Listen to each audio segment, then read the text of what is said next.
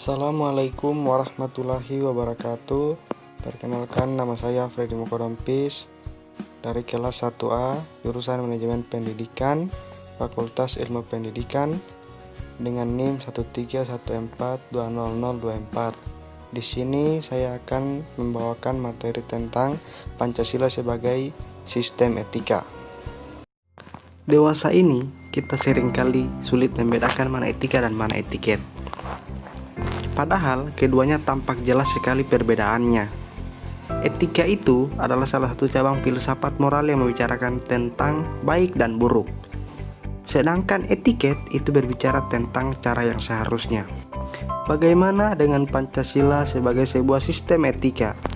Pancasila itu sesuatu yang unik karena dalam cara berpikir filsafat Pancasila, sila-silanya terpadu dan tidak terpisah, sehingga menghasilkan sebuah nilai tentang kebijaksanaan, kesederhanaan, keajegan, dan keadilan. Di sini sudah jelas bahwa Pancasila sebagai sistem etika, maka nilai-nilai yang ada dalam Pancasila akan dijadikan sebuah nilai dasar dalam menentukan nilai moral dan norma yang berlaku di masyarakat.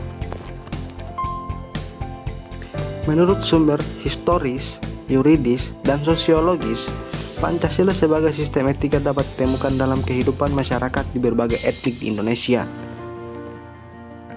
Pada masa Orde Lama, nilai-nilai Pancasila memang belum ditegaskan ke dalam sistem etika. Tetapi, nilai-nilai moral telah terdapat pandangan hidup masyarakat.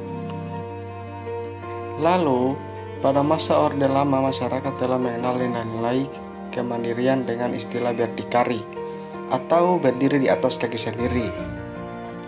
Selanjutnya, pada zaman Orde Baru, Pancasila sebagai sistem etika disosialisasikan melalui penataran P4 dan diinstitusionalkan dalam wadah BP7.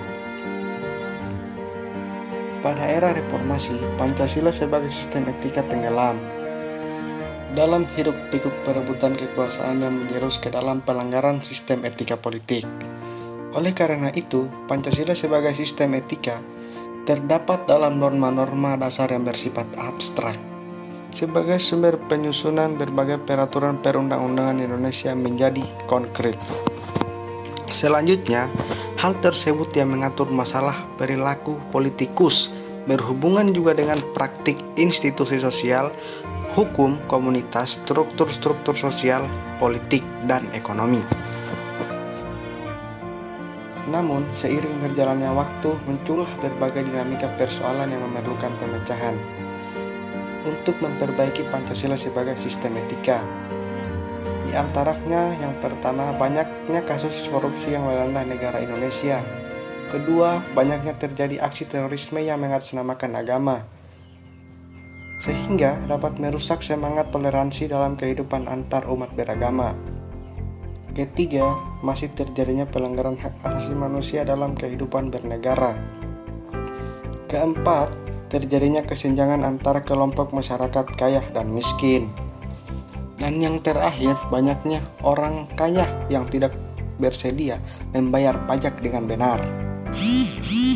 Faktor-faktor penghambat tersebut dapat mengakibatkan bangsa Indonesia mengalami kesulitan dalam mengaktualisasikan segala potensi yang dimiliki untuk mencapai persatuan, pengembangan kemandirian, keharmonisan, dan kemajuan.